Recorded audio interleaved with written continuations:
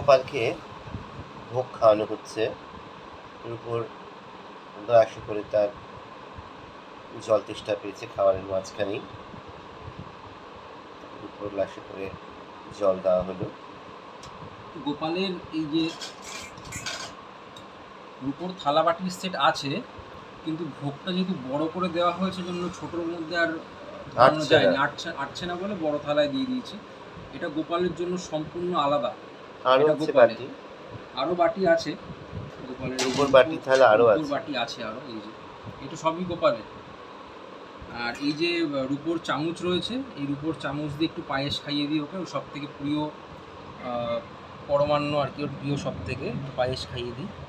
Joy Gopal, Joy Gopal, Joy Gopal, Joy Gopal.